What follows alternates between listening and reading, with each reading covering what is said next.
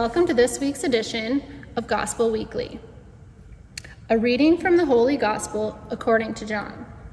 The Jewish leaders in Jerusalem sent priests and temple helpers to ask John who he was. He told them plainly, "I am not the Messiah." Then, when they asked him if he were Elijah, he said, "No, I am not." And when they asked if he were a prophet, he also said no.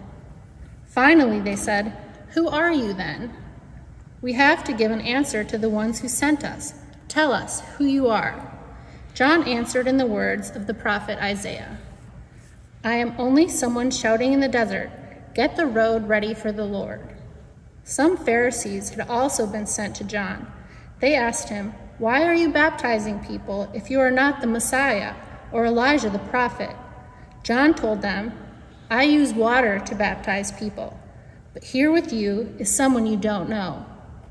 Even though I came first, I am not good enough to untie his sandals." John said this as he was baptizing east of the Jordan River in Bethany. The Gospel of the Lord. Now we'll reflect on the Gospel. Hello, welcome to week 3 of Advent. This week we celebrate joy, and I'm here to reflect on that Gospel with you. Before we do that, we're going to light the candles of the Advent wreath. Week 1, we celebrate hope. Week 2, we celebrate love. And week 3, which is this week, we celebrate joy.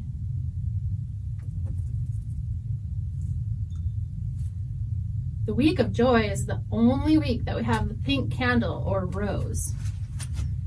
So, now, in that gospel, we heard something about John the Baptist and crowds coming to where he was baptizing in the desert. It makes me wonder how much joy the crowds must have been experiencing in anticipation of such a wonderful person coming that they knew nothing about.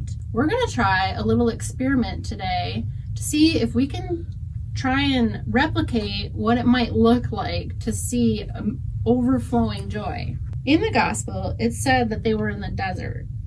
What do you know about the desert? Every desert I've been to has been very, very sandy. Now, these crowds traveled long, long ways in sandals to get to where they were. So if you can imagine, they probably had some very dirty, nasty toes and toenails. So we're going to toss some sand into our bucket. See if that's what brought the joy.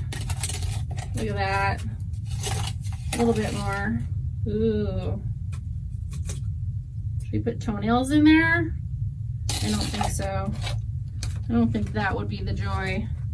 John the Baptist was baptizing them with water. So let's put some water in there and let's see if that's what was bringing them all this amazing joy. I think I'm going to put all of it in there. Yep, I'm gonna. There we go.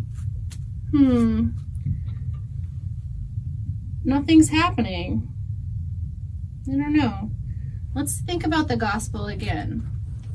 So John the Baptist said someone was coming who had probably been traveling in the desert and probably had the same dirty, nasty toes, but he wouldn't even be worthy of untying the sandals of this guy's dirty, nasty toes. So that would probably make John the Baptist the lowliest of the low, the lowest servant that you could ever imagine compared to this person that was coming. Who could that be that would be that amazing? I know. Jesus. Jesus is that person. Jesus is the one that's so amazing.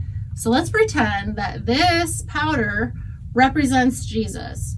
Let's put a little bit of this in there and see if we can see some overflowing joy. Oh my gosh. Oh, look at that. It's coming out. It's coming out everywhere. There's so much joy and it's full of color. and it's sizzling over. Well, what does that tell you? That tells me that Jesus is a secret ingredient to overflowing joy.